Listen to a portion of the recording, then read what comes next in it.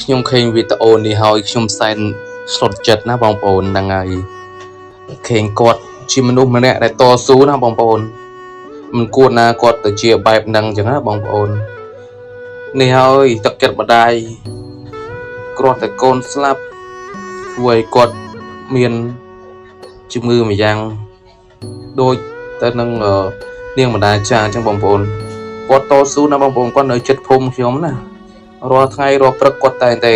បេះបន្លែបេះអីទៅលក់នៅផ្សារតែឥឡូវឃើញគាត់បែបនេះខ្ញុំតែអាណិតគាត់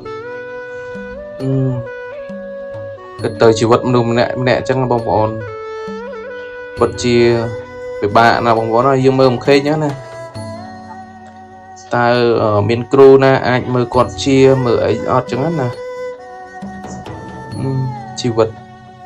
និយាយទៅនិយាយពីអាណិតគាត់ជូនពរឲ្យគាត់ឆាប់ជា